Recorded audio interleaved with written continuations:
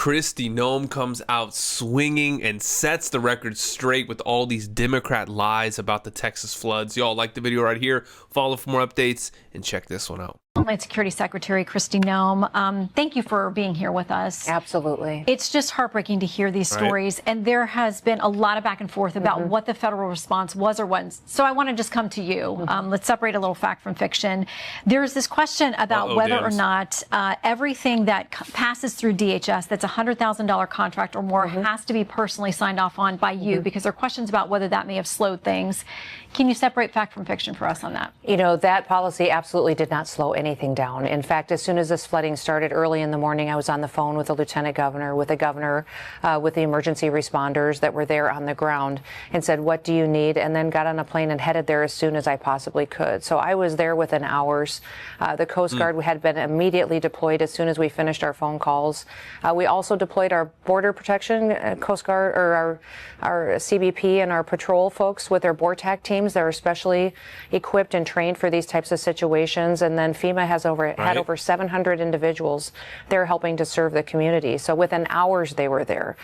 You know, this memo and this criticism, I think, is all politics, because I was there. I was there, and every time somebody asked for something, we said, absolutely, it'll be here as soon as possible, and it'll be done. And that is what I think is so shameful, is that if you talk to the people on the ground, I've spent hours and hours there now, been there several days.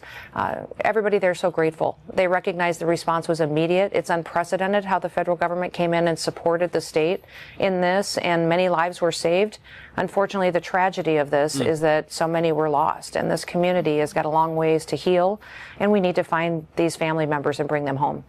Yes, and that continues around the clock. So this issue, though, of the $100,000, is it accurate to say that that is a policy position now moving forward? Because Federal News Network went through and they said, based on the last 3 fiscal years' data, your office would have to approve more than 5,100 contract actions worth that amount in the federal fourth quarter alone. So is it feasible? Because I know there's a check on wanting to get rid of waste, fraud, and abuse, but is it feasible for you to even do that personally? Yeah, well, this is a policy that's wide throughout the Department of Homeland Security for accountability purposes, and every contract has been signed and evaluated immediately and signed off by me. I want that accountability in place because it's the taxpayer dollars, and we need to know that when those dollars are going out to help communities, it's actually getting there.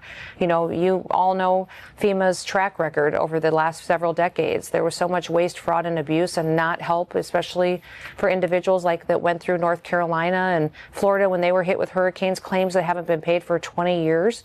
What is different about Texas is that FEMA operated how President Trump wanted it to operate. He wanted me on the ground immediately making decisions, pre-deployed dollars. It's the fastest in history that FEMA has ever responded to a disaster. And I'm very proud of the fact that we didn't go there and manage it.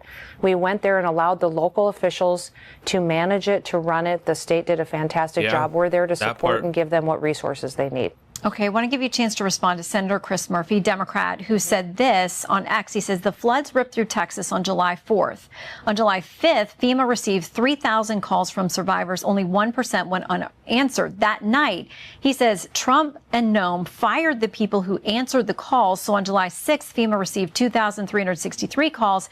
65% went unanswered. July 7th, 85% went unanswered. He ended by saying sick.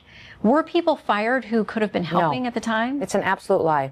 And that's what I think is so disingenuous and horrible about the situation. Nobody was fired. No contracts were ended. Everybody was there answering calls and doing all they could to help the people of Texas. So the fact that Democrats are politicizing this while people are still looking for their babies, they're still looking for their family members, I think is absolutely despicable.